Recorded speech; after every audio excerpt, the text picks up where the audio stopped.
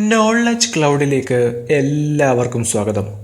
ഇന്ന് നമ്മളിവിടെ ഡിസ്കസ് ചെയ്യാൻ പോകുന്നത് 2020 ഡിസംബർ മാസത്തിലെ കറണ്ട് അഫയേഴ്സ് പാർട്ട് 4 ആണ്.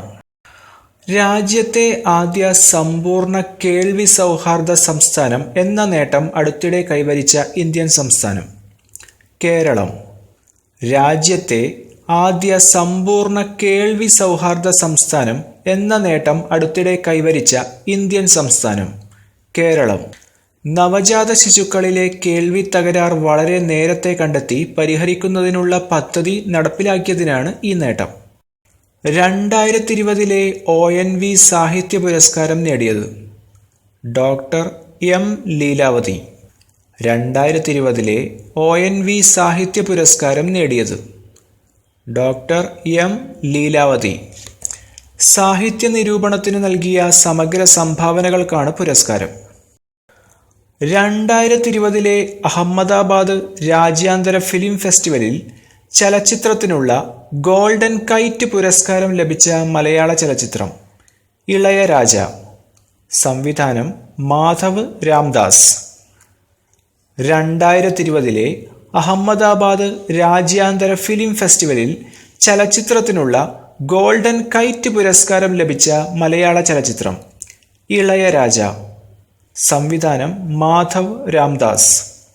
ഇളയരാജ ചിത്രത്തിലെ പ്രധാന കഥാപാത്രത്തെ അവതരിപ്പിച്ച അജയകുമാറിനാണ് അല്ലെങ്കിൽ ഗിന്നസ് പക്രുവിനാണ് മികച്ച നടനുള്ള അവാർഡ്.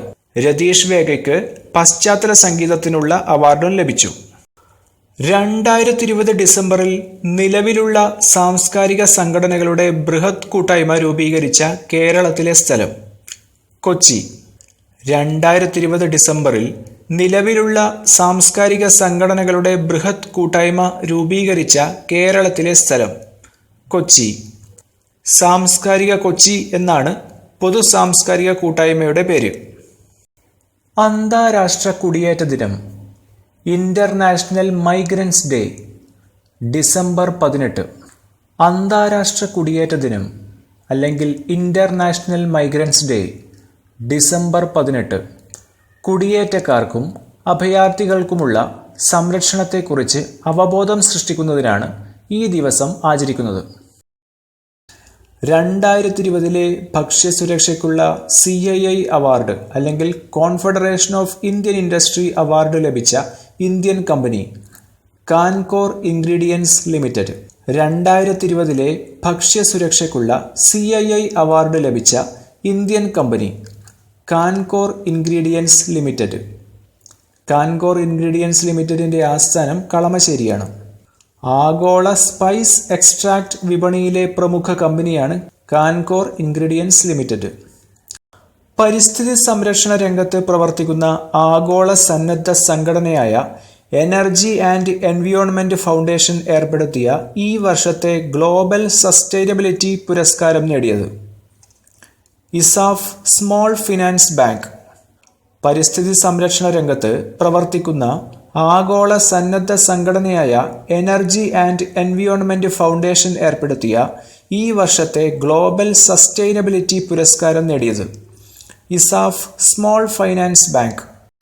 ഭിന്നശേഷിക്കാർക്കുള്ള കേരള സംസ്ഥാന കമ്മീഷണറായി 2020 ഡിസംബറിൽ നിയമിതനാകുന്ന വ്യക്തി SH പഞ്ചാബകേശൻ. ഭിന്നശേഷിക്കാർക്കുള്ള കേരള സംസ്ഥാന കമ്മീഷണറായി 2020 ഡിസംബറിൽ നിയമിതനാകുന്ന വ്യക്തി SH പഞ്ചാബകേശൻ. അന്താരാഷ്ട്ര ഹ്യൂമൻ സോളിഡാരിറ്റി ദിനം അല്ലെങ്കിൽ അന്താരാഷ്ട്ര വാർഷിക ഐക്യദിനം ഡിസംബർ 20. അന്താരാഷ്ട്ര ഹ്യൂമൻ സോളിഡാരിറ്റി ദിനം അല്ലെങ്കിൽ അന്താരാഷ്ട്ര വാർഷിക ഐക്യദിനം ഡിസംബർ 20. വൈവിധ്യത്തിൽ നമ്മുടെ ഐക്യം ആഘോഷിക്കുന്നതിനും അന്താരാഷ്ട്ര കരാറുകളോടുള്ള പ്രതിബദ്ധതയെ മാനിക്കാൻ സർക്കാരുകളെ ഓർമ്മിപ്പിക്കുന്ന ഒരു ദിവസം കൂടിയാണ് ഹ്യൂമൻ സോളിഡാരിറ്റി ദിനം. 2020 ഡിസംബറിൽ ജർമ്മനിയിൽ നടന്ന കൊളോൺ ബോക്സിംഗ് ലോകകപ്പിൽ 52 കിലോഗ്രാം വിഭാഗത്തിൽ സ്വർണം നേടിയ ഇന്ത്യൻ ബോക്സിംഗ് താരം അമിത് പങ്കൽ. 2020 ഡിസംബറിൽ ജർമ്മനിയിൽ നടന്ന കൊളോൺ ബോക്സിംഗ് ലോകകപ്പിൽ 52 കിലോഗ്രാം വിഭാഗത്തിൽ സ്വർണം നേടിയ ഇന്ത്യൻ ബോക്സിംഗ് താരം അമിത് പങ്കൽ.